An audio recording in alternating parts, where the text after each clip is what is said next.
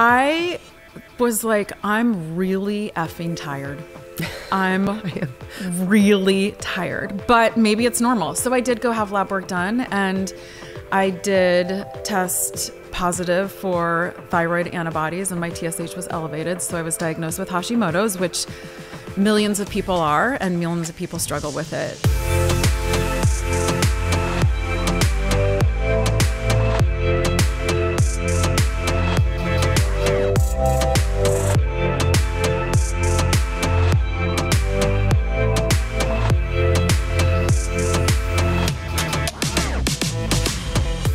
I think one of the biggest struggles that people have when they come to the clinic and they're talking to us as a patient, one of their biggest struggles is feeling like their body is falling apart or failing them or broken. And you and I are constantly trying to reframe and say, listen, your body's not broken and it's not failing you. It's telling you something. Yeah. And we're here to help you learn how to listen and sort of decode what the body is telling you and how to figure out a plan that is going to work for you as the patient to get things on track, or to use the tools and resources that you have to manage whatever that issue is. Right. This idea that our bodies are failing us is not something that you and I subscribe to. Right. And we want to change the conversation when it comes to that idea. Yeah. I constantly talk to people about, you are just headed down this path right now and it feels hard and you don't feel well and things in your body don't feel like they're working that well. But we are here to help you turn that around and go a different direction, because you feel like you're going straight downhill right now and it's not going well. And we are going to get you down a better path towards health, feeling better, feeling well. And it is a choice. When you have the tools and resources to empower yourself to feel great, it can go such a long ways in terms of which path you're walking down, right? Yeah, and nobody's exempt from the struggles when it comes to our physical health and these bodies that we are living in. Yep. And I mean, I've seen you deal with your own struggles when it comes to physical health. Yeah. Physical health is something that has not always come easily for me. And it's something that I get to work really hard at every single day. And it doesn't feel, some days do feel hard, but for the most part, I feel like I have learned so much from my own physical health struggles. And I feel like a better medical practitioner because of it. I feel like I can have better empathy because of it. And I feel like I have all the tools and resources right at my fingertips to make sure that I feel great every single day. When did this begin for you? You are talking about physical health struggles. When did this start? What is this all about? Yeah. So when I was 31 years old, I had my second child, and pregnancy was never easy for me. I always felt tired and I didn't like sharing my body. When I was pregnant, my husband had lost his job. We had moved into a new house that we had just built, and we're living in a rental house because we had sold our other house. So we moved essentially twice. I was pregnant and not loving that. And my daughter, my only daughter at the time, was having some health issues herself. And she had swollen joints and she couldn't walk very well. And they thought it was juvenile rheumatoid arthritis. They probably still think it is or was. I'm not so sure. What I did know is that I couldn't put my daughter down in the morning.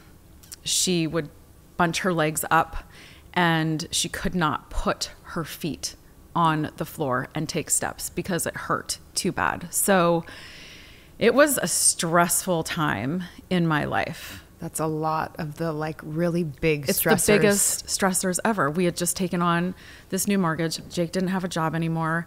I was pregnant, supporting us. Daphne, something was wrong with her. She couldn't walk, and it wasn't easy to figure out what it was. And my body decided to turn on itself a little bit pretty quickly after that. So after I had my second child, so now we have 2 children, and 2 for me felt exponentially harder than 1. For some reason, 1 was like kind of a walk in the park, and that's not everybody's experience. That's just my story. But 2 felt like my hands were so full. I think a lot of people would agree with that. And maybe it was because I was so tired, but shouldn't I be tired? I mean, I just had a baby, and I do go back to work pretty quickly after I have children, not because I have to, but because I want to. And I'm a better mother when I am working and, you know, fulfilling my life's purpose and being a mother at the same time. That's what makes me feel really good. So you were more tired than you thought you should have been, or you just didn't know how tired you should be? I was like, I'm really effing tired. I am really tired, but maybe it's normal. So I did go have lab work done, and I did test positive for thyroid antibodies, and my TSH was elevated. So I was diagnosed with Hashimoto's, which millions of people are, and millions of people struggle with it. And Hashimoto's is a thyroid autoimmune disease. So when you have the antibodies, that means that your body is attacking itself. And it does make people feel tired, and their metabolism doesn't work as well, and their brain is foggy. And it was all the symptoms that I had. that you were experiencing. That I was experiencing, yeah. So at first, I was like, okay, well, I have an answer. I know what's wrong with me, and I am going to get after this. And you know, medication, you know, luckily for this autoimmune disease, which many of them don't have something that you can just take as a replacement hormone. So there is a replacement hormone. So I do take medication, but that's only one small piece of the equation. I would say of all the things I do, that's like, for me, honestly, that's like 1/10 of it. And so medication is not the only thing that is going to make somebody with Hashimoto's feel well. And so I was excited. I didn't know enough about it. You know, I had treated patients with it, but I didn't know enough about it in terms of my own well-being. And so it's been a struggle. You know, at first I was pumped to have a lot, and I see this in the clinic a lot. People are like, oh, I just wish something would come up on blood work because then I would have an answer to what's going on with me. I'm like, we don't want that. There's nothing actually going on with you. And whether there is or there isn't, it doesn't matter. There's always a path to wellness. I truly believe, for most of us. And so I have had I've spent a lot of time figuring out what works for me and what doesn't work for me. And fatigue and brain fog have been an ebb and flow for me through, you know, for the past 10 years. And I have learned a lot about myself throughout that. How did you feel when you got the initial diagnosis of Hashimoto's? For a lot of people, any type of diagnosis can feel scary, or, you know, like some people, it's like, oh, I finally have an answer. How did you feel? I mean, like I said, I think at first I was kind of excited to have a reason, but then soon thereafter, you're like, oh, wait. This is going to be so much more. It's complicated. It's very complicated, and it is so much more than you ever think it is, because you can't take a pill and make your symptoms go away for most people, not for me.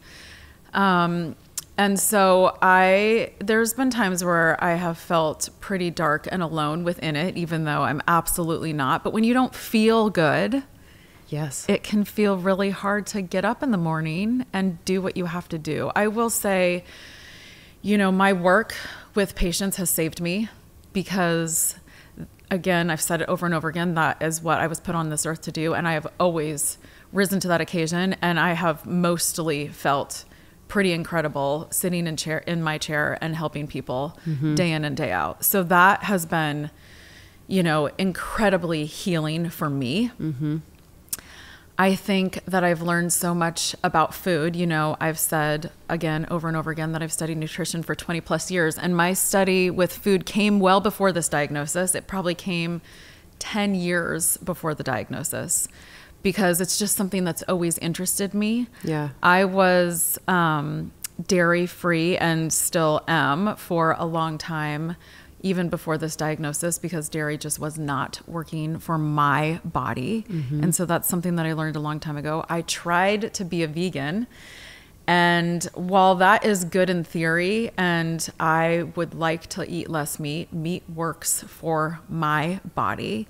And so this whole idea of tuning in and really knowing what works for me and what doesn't work for me has just been amplified by having Hashimoto's, because food will create an immune reaction or it won't. And you can feel it when food doesn't work for your body when you have an autoimmune disease going on.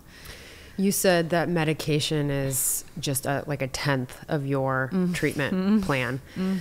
So initially when you started taking the medication, were you hoping that that would be the thing? Yes. And when you when you found out, oh, this isn't actually enough and I'm still not feeling great, what did you do? So, I mean, I definitely played around. You talked a lot about food. Food was very important, and it is well known that gluten triggers Hashimoto's. And for a long time, I was probably 93% gluten-free. Yeah. I didn't eat gluten, but I would eat, if somebody served it, I would eat it. Not too much of it, but I wouldn't say I'm gluten-free because I didn't like that stigma. Yes. I still don't. Or if, you know, if there was a cracker or a piece of bread, an appetizer, I might eat it. So 2 times a month, I might eat a tiny bit of gluten, but that was enough to be setting me off. What did it feel like when you ate it? So I have realized I didn't ever have digestive issues, which I think people associate with food allergies or food intolerances or just this reaction, this autoimmune immune reaction that can happen in your body. It was nothing like what you would think. I would get tired, irritable, and angry for about 4 days. And it took me a long time to figure that out. Like that was your pattern.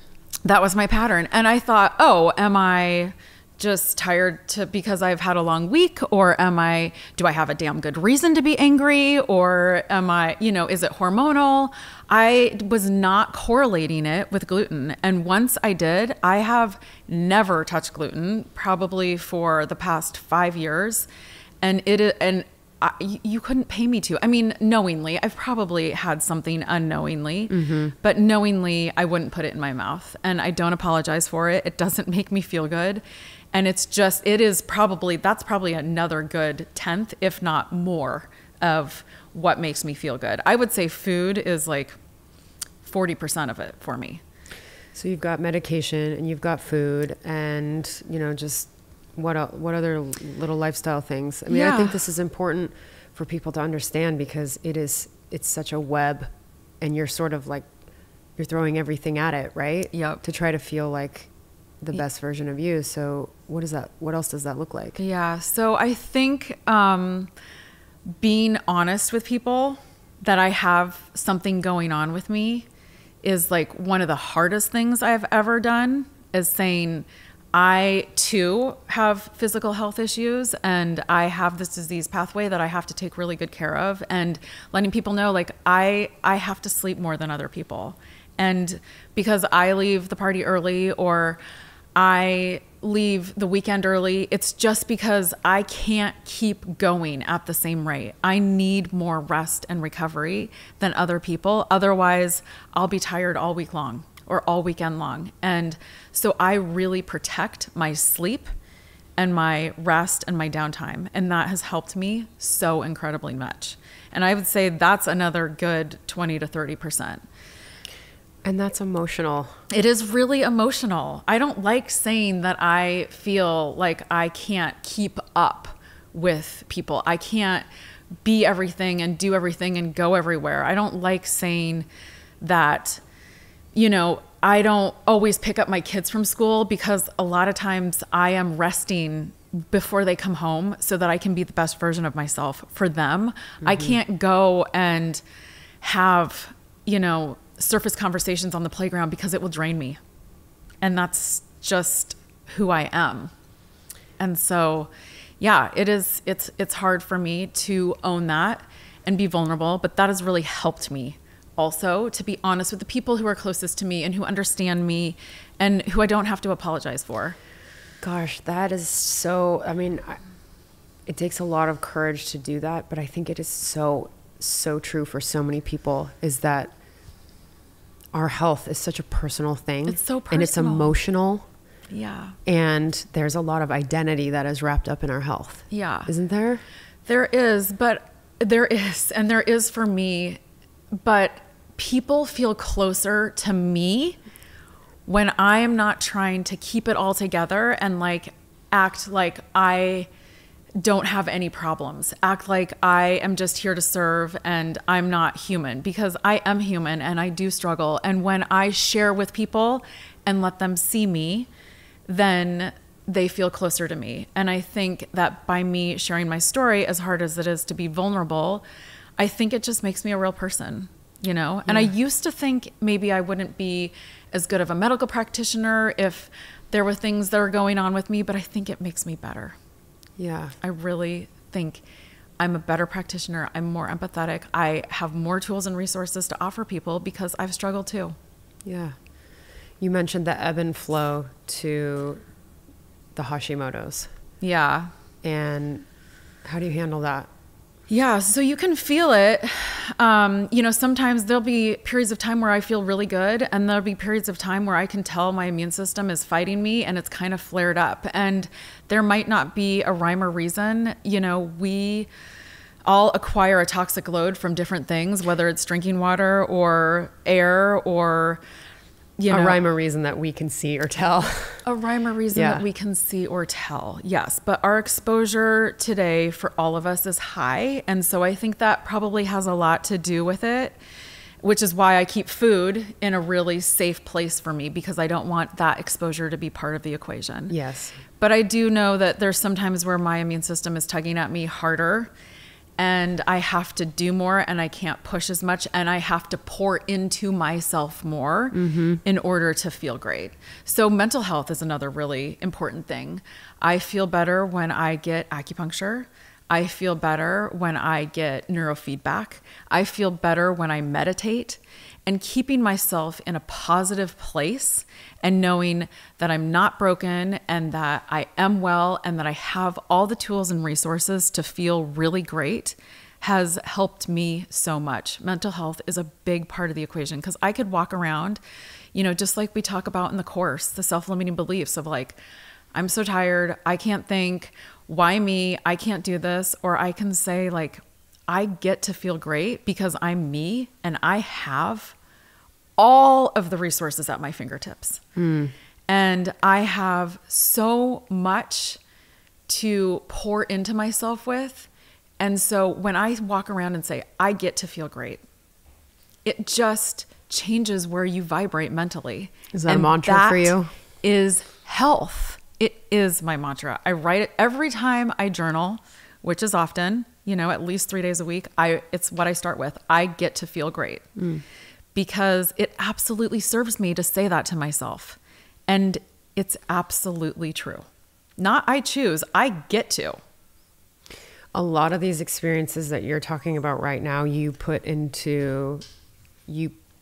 that passion and you insert a lot of this knowledge into the course that we created, Surviving to Thriving. Yes. And I just think back, 10 years ago, you probably couldn't have delivered a course like this. Not at all. I feel like the struggle has made me better, wiser, more empathetic. I get it. I've been there. I've tried so many things that have worked, things that haven't worked.